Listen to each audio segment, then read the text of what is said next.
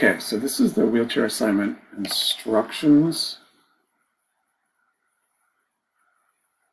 This is all posted on Canvas along with this audio. This is the written instructions. This is where I would start. This will give you a good overview of the whole assignment. There's two parts to it: the evaluation and the medical necessity letter of necessity. Both of them are due 12/6. So you have some time to work on this. But I would encourage you to work quickly on this, get going on this, because there's a lot of moving parts to it.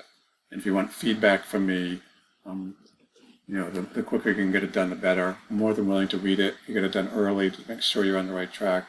Please feel free to ask lots of questions. Stop in and see me. Tuesdays and Fridays, I'm usually free. Email me. You're probably going to have questions, and it's good to keep communicating. Make sure you get this down right, because it's pretty involved. Okay, so what's your evaluation, which is the big gist of this? There's 4 parts to it. Background information. This will include the part you did in lab, which is a small part of that. The physical evaluation of your partner, who's going to be acting out this disability. This will involve a lot, checking out the goniometry and the manual muscle testing of all the joints of the upper extremity, except for the scapula. We're also going to do a home evaluation, a quick, simple home evaluation. With this home evaluation, you can do it in your home, your apartment, wherever you're living, parents' house, doesn't matter. You got to visualize that your character that you're evaluating, let's say you're evaluating Arnold, that's the person you're evaluating. Visualize Arnold trying to live in your home with his wheelchair, and different questions that ask around that. And then a narrative summary which kind of justifies the wheelchair that you're suggesting, the different parts and aspects to the wheelchair you're suggesting. There's really an argument to the insurance saying, I think my patient needs this because it's going to help them function better, and stay safe, prevent skin breakdown, all those sorts of things. Your sources for this really are those PowerPoints that have been posted, week 9 and week 10. So go back to week 9 PowerPoint and week 10 PowerPoint to get your answers to these questions. So before you come to me, please read all these instructions thoroughly, go to your PowerPoints looking for your answers.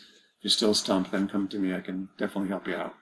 The second part, which is really short and brief, just a long paragraph, short paragraph, a medical necessity letter, and there's actually an example copy posted on Canvas, so you can use that as a template. Those are pretty simple to bound out. This is the hard part.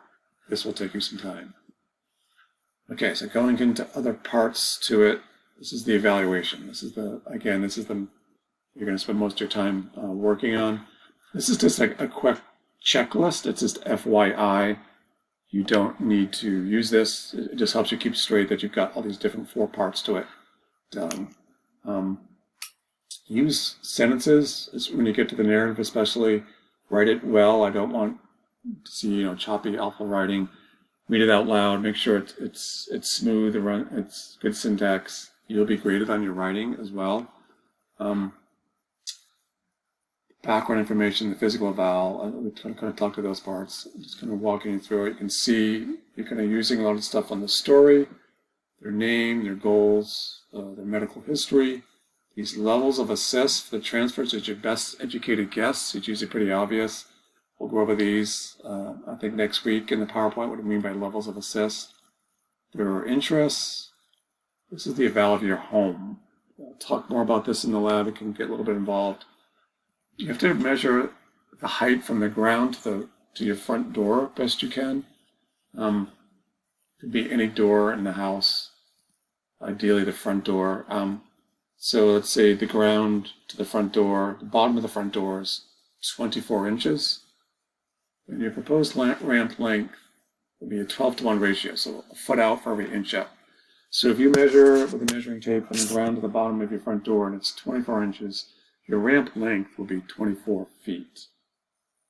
And again, we'll go over this in lab with the doorways, height of the doorknob, so you obviously need a measuring tape, height of any thresholds, toilet height of the kitchen sink. Describe the shower access. Is it a walk-in shower? Is it a shower and a tub? You can get used to this. You'll be dealing with this rest of your we have careers, we always, or that's going on with the shower in the bathroom because of access issues. And here's where you put your narrative. This is the real gist of it. Kind of summarizing what you think they need and why do you think that, kind of justifying that to the insurance. I think he needs this kind of scenario, wheelchair, these kinds of features, because he needs to do this, and this will keep him safe from whatever. Again, come to me if you want feedback on that. And here's the physical eval I was talking about, all the measures, the manual muscle test, the GONI, and do it in the right form, over 5, 0 to 22, whatever it is. For all that. What you can do for a shortcut for this, if it's normal, you can just do within functional limits, or within normal limits, WFL or WNL. So some of it will be normal, and some of it will be quite impaired, depending on who you have for a patient. Here's the rubric. The medical letter of necessity, right here. This is real brief. Here's an example. See how brief it is. It's called listing. Insurance name, company name. You can just make something up. And again, justifying what you think they need, what they need. And then we have these scenarios. It's going to be a little confusing. These are the scenarios for the person doing the evaluating. So let's say I'm a student and I'm evaluating Arnold. The information that I'm going to get is 3 different sources. You'll have this. Definitely read this. You'll have his story. Definitely read his story if you haven't already read it, especially the end of the story. Kind of really focuses on how he was at the end of the story. And then your client, the person that's pretending to be your client, your partner. They're going to have even more information. They're going to get a separate scenario. They're going to email to them that you won't see, but you can get it out of them by interviewing them, asking them lots of questions, especially those eval questions that you need to know. What are their goals? What are their interests? That sort of thing. That's kind of how you put it together. And there's one for every person. Okay, so that is pretty much the gist of that. Let's see if I can get this.